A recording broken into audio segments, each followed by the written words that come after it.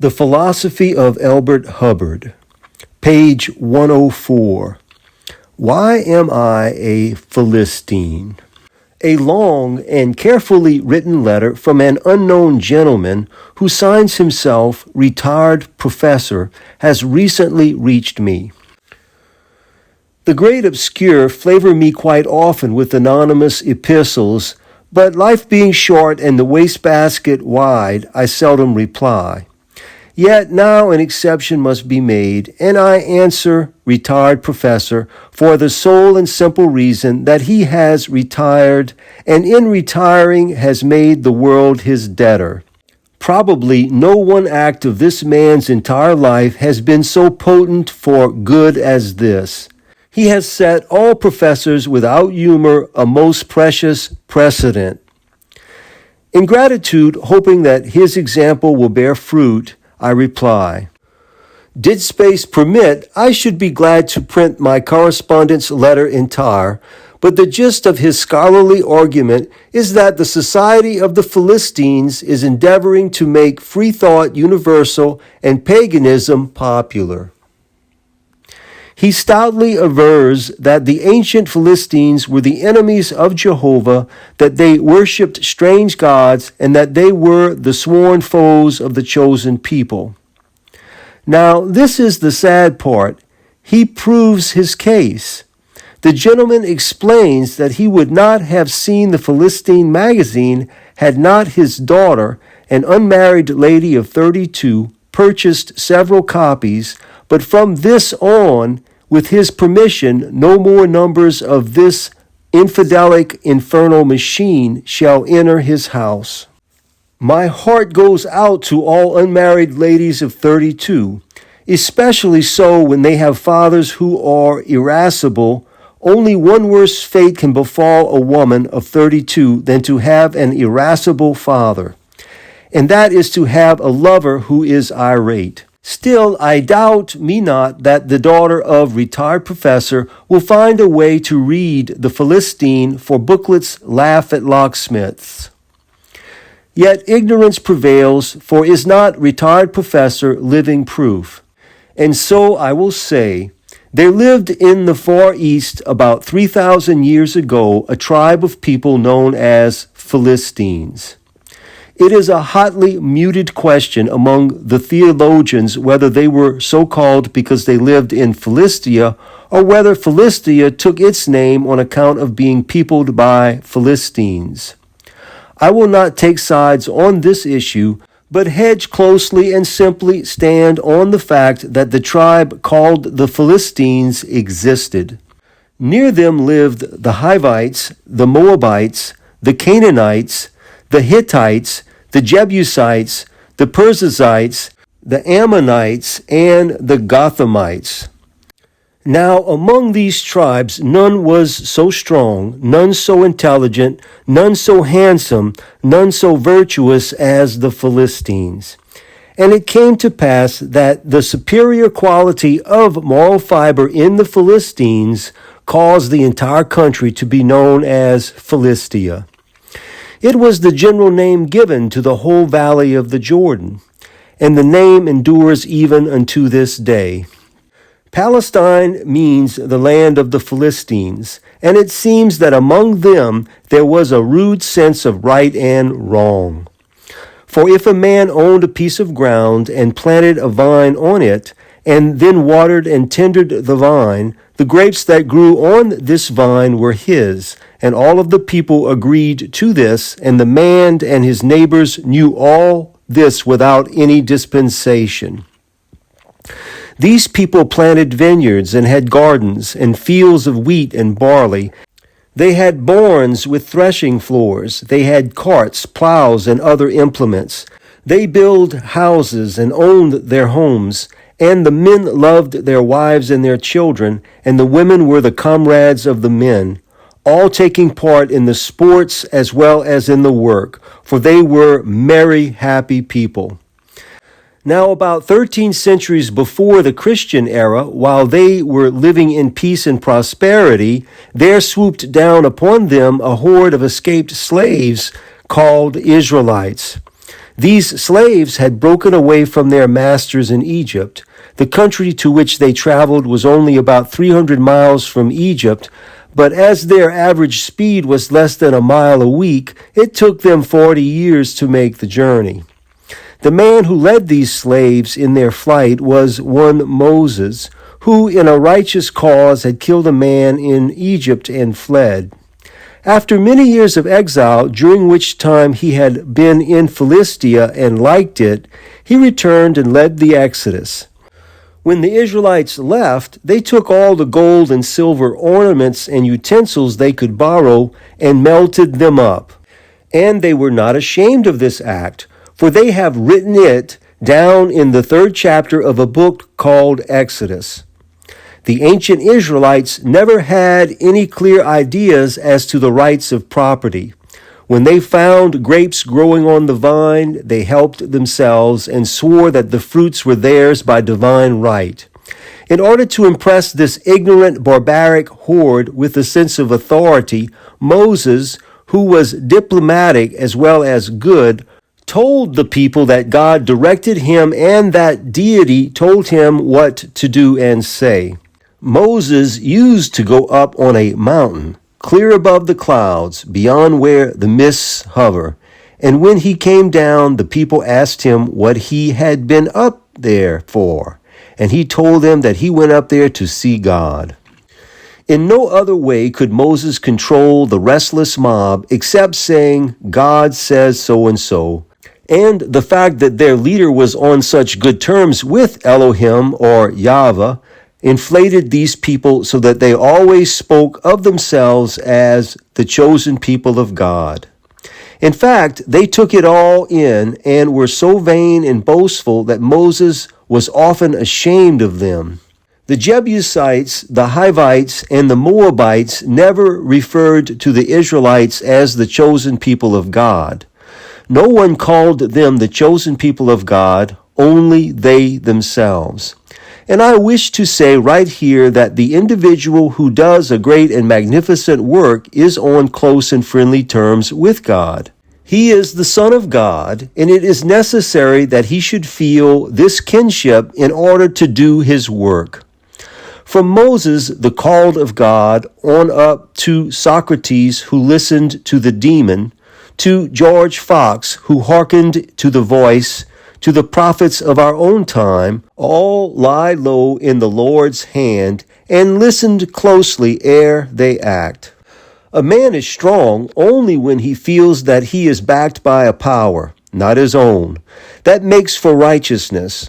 So Moses was not guilty of falsehood, but the people who took him literally put him in a wrong light. When I think of those brave souls, the saviors of the world, who have sought to lead men out of the captivity of evil, feeling and knowing that they were the sons of God, I stand uncovered. But a mass of people, a crowd, a mob that claims to be a chosen people is a sight to make angels weep. You cannot indict a class, said McClaughty. Corporations have no souls, and a horde that claims to be inspired is only a howling, cowardly thing. Great men are ever lonely and live apart, but birds of a feather flock together because they are afraid to flock alone. They want warmth and protection. They are afraid. A mob is the quintessence of cowardice. A dirty, mad, hydra-headed monster that one good, valiant St. George can thrust to the heart. When a mob speaks, I say, Vox Populi, Vox Devil. At the time the Israelites tumbled pell-mell upon the Philistines, Moses had long been dead. The mob was without a leader, and quarrel was rife amid its broken ranks. In a mad rush, they stampeded the herds of the Philistines, scattered their flocks, destroyed their gardens, and as excuse they shouted, "We are the chosen people of God."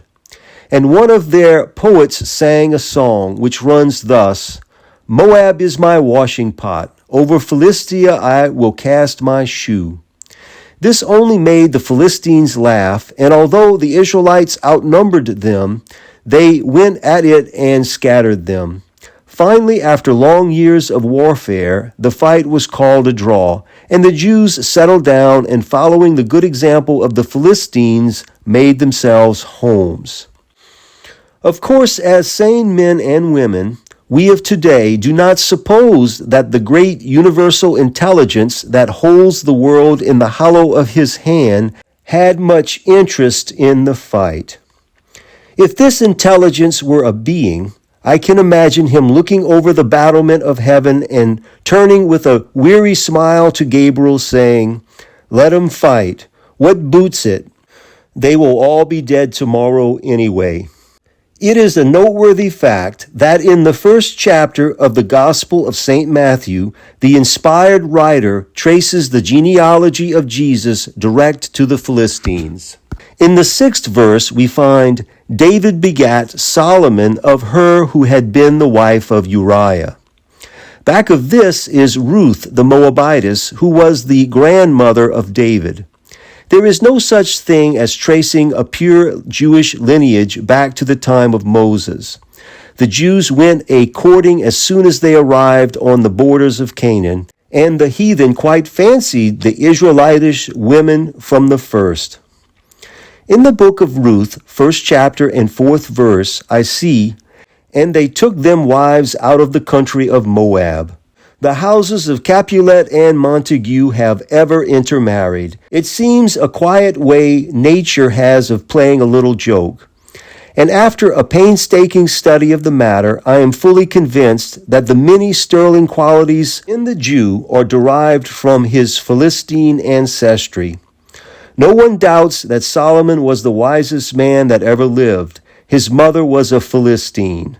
Now, no man is ever greater than his mother, and it is very plain that the great wisdom of Solomon was derived from this pagan woman whose body and spirit nourished him, in whose loving arms he was cradled, and whose intellect first fired his aspiration.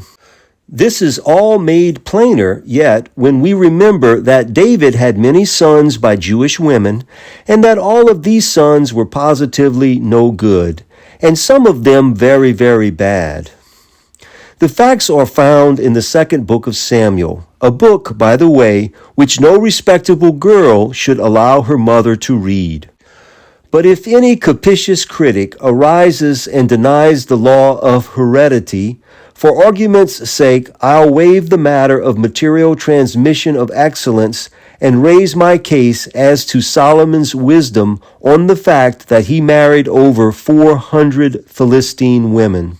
And as stated by Sir Walter Besant in a recent story, a newly married woman always tells her husband everything she knows. I feel safe in saying that Solomon's transcendent wisdom was only derived from Philistinic sources.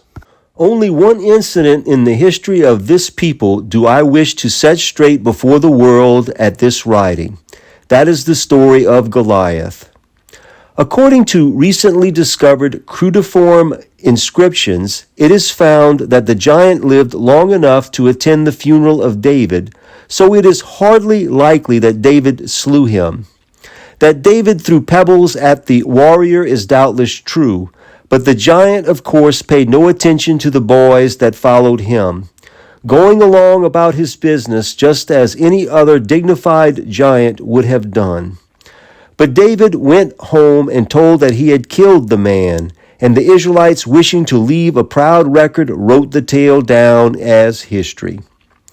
We have reason to believe that this story was interpolated into the Bible during the 1st of the 3rd century.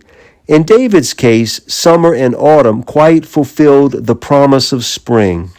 That 11th chapter of 2 Samuel, showing how he stole Bathsheba and then killed Uriah, her husband, reveals the quality of the man. But it was left for his dying act to crown a craven career. With his last lingering breath, with the rattle of death in his throat, he grasped to his son, referring to a man who had never wronged him, "Let not his hoar head go down to Sheol in peace." With the utterance of these frightful words, his soul passed out into the unknown. In all that David wrote, not a word can I find that hints at his belief in a future life. He simply never thought of it. And dying as a dog dies, he gnashed at Shimei, whose offense was that 35 years before he had told David a little unwholesome truth. Shimei was a brave fellow, and David dare not fight him. So he made a truce with him and swore an oath that he would never molest him. But dying, he charged Solomon to search him out with a sword. This is recorded by the inspired writer in the 9th verse of the 2nd chapter of 1 Kings. With 41 distinct crimes to David's charge, the killing of 900,000 men and 200,000 women and children, the huffing of thousands of horses, all of which is set down in infallible holy writ. His record is very boogly. In fact, his whole life's pathway is streaked with infamy. David being a literary man of acknowledged merit, I have given him more attention than I would a plain everyday king. I now brand him as an all-around rogue. I do this calmly, holding myself personally responsible and fully prepared to plead justification and prove my case should the heirs or the next of kin consider my language libelous. And while I do not know anything about it for certain, it is my opinion that at the last great day, the folks who stayed around home and pruned their vines and tended their flocks and loved their wives and babies will fare a deal better than those other men who made war on an innocent people and tried to render them homeless. Of course, I may be wrong about this, but I cannot help having an opinion.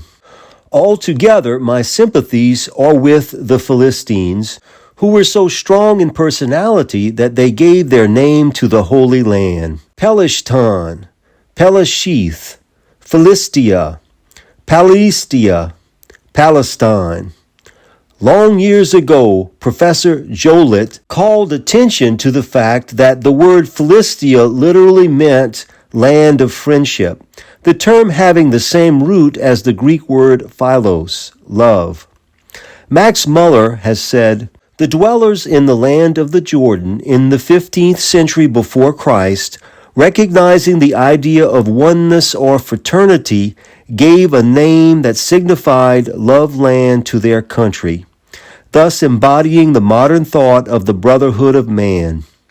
In view of these things, it was rather a strange move, a man so scholarly as Matthew Arnold, applying the word Philistine as a term of reproach toward those who did not think as he did. I can see, though, that he shaped his language to fit the ears of his clientele. He sought to make clever copy, and he did. The opinion being abroad that the Philistines were the enemies of light. How very funny to throw the word like a mud ball at any and all who chance to smile at his theories. Having small wit of their own, the scribbling rabble took it up. On reading certain books by a late critic who now wears prison garb and is doing the first honest work that ever his hands found to do, I see that he is very fond of calling people who are outside of his particular cult Philistines.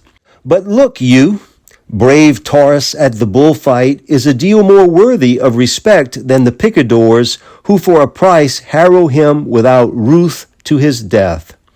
And as his virtue surpasses that of any in the silken, belaced, and perfumed throng, who sits safe and with lily fingers applaud, so do we accept your banderilla, recognizing from hence it comes, and wear it jauntily as a badge of honor.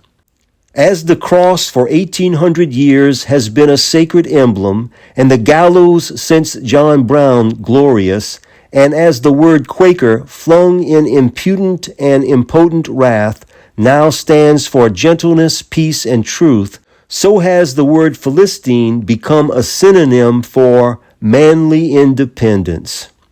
In literature, he is a Philistine who seeks to express his personality in his own way. A true Philistine is one who brooks no let or hindrance from the tip staffs of letters, who are only intent on crystallizing a life and language that are as yet very imperfect.